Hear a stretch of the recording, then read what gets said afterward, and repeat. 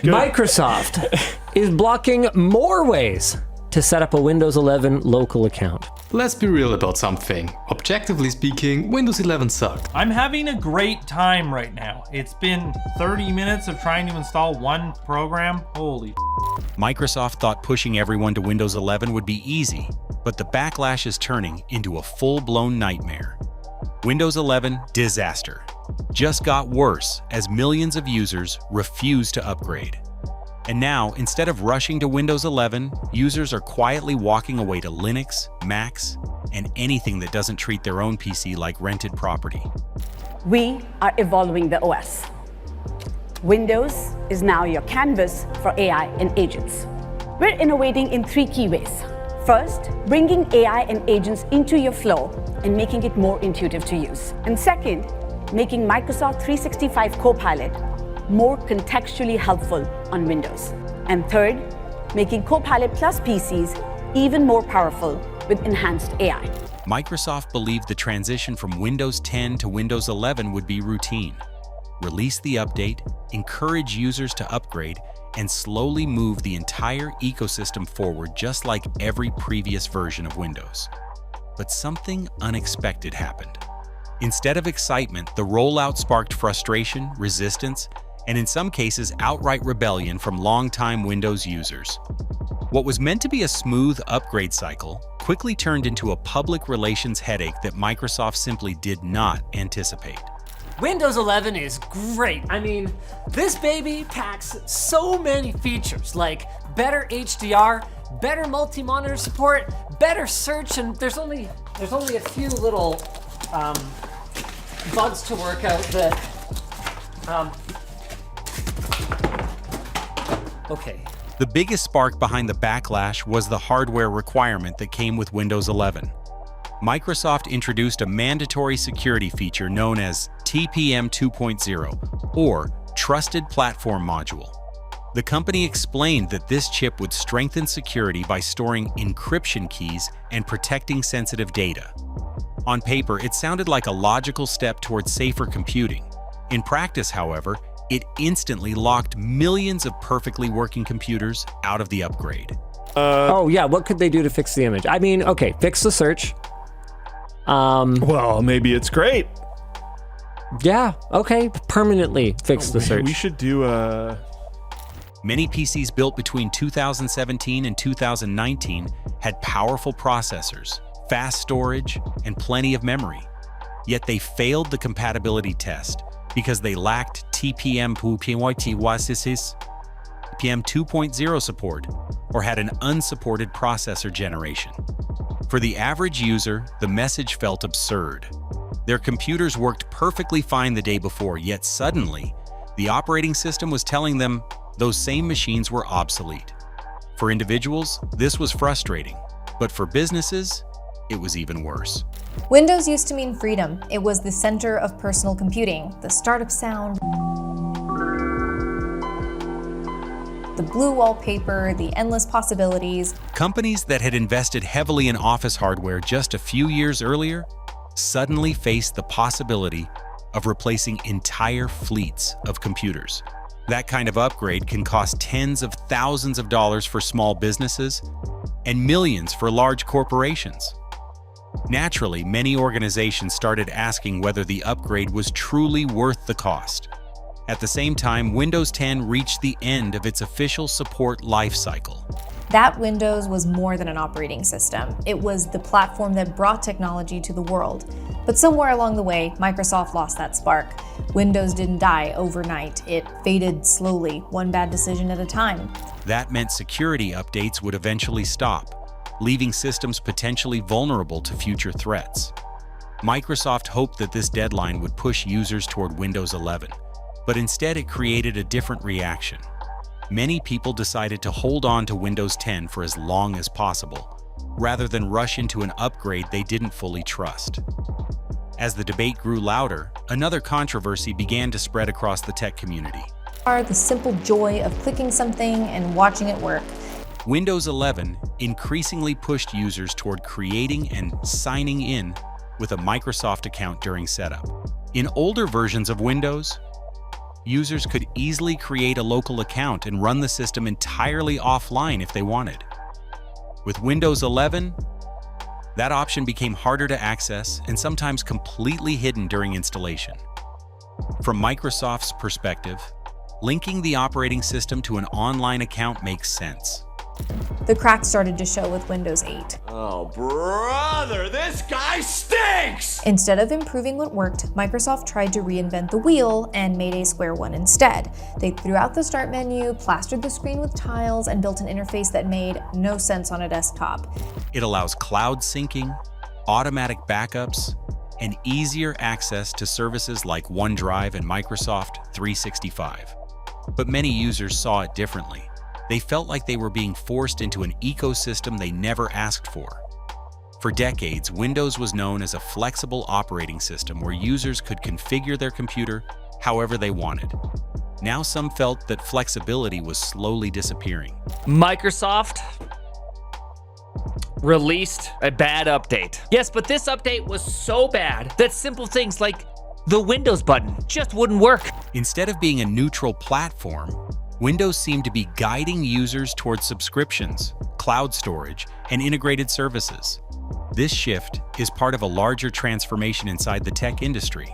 Software companies are increasingly moving towards subscription models because they provide stable, recurring revenue. Instead of selling a product once, companies can charge customers every month or every year. From a business standpoint, it's extremely profitable. And of course, everybody's favorite program, Notepad. Yes, Notepad is currently not available in your account. How did you screw up Notepad? From a user standpoint, it sometimes feels like software is slowly turning into a never-ending rental agreement. Then came the push toward artificial intelligence integration. Microsoft invested billions of dollars into AI technology and began integrating those tools directly into Windows 11 through features like Copilot. The idea was to create an assistant that could help users perform tasks faster, generate content, and interact with their computer in new ways. So this all started January 13th, 2026, just a simple cumulative update for Windows 11 version 25H2 and 24H2 KB50741009. Includes the latest security fixes and improvements.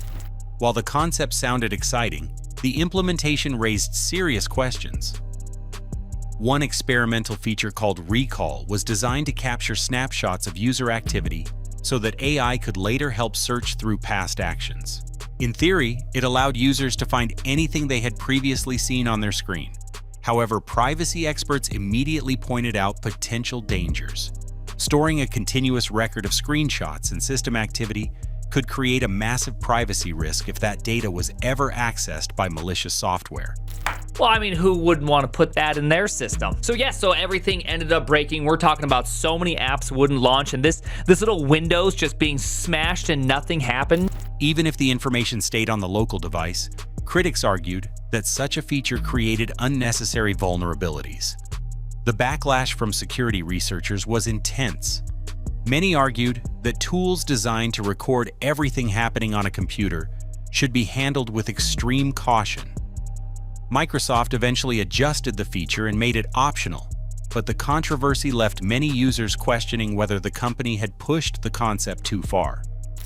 You ever feel like Windows just keeps getting worse? It's almost like every week they add more bloat, ads, half-baked updates on features that already work just fine, and slide in AI crap where it shouldn't be. Not to mention making it harder and harder to have any semblance of privacy while you use the damn thing. I could go on, but I'm sick of it. Meanwhile, everyday users started noticing something else: performance differences.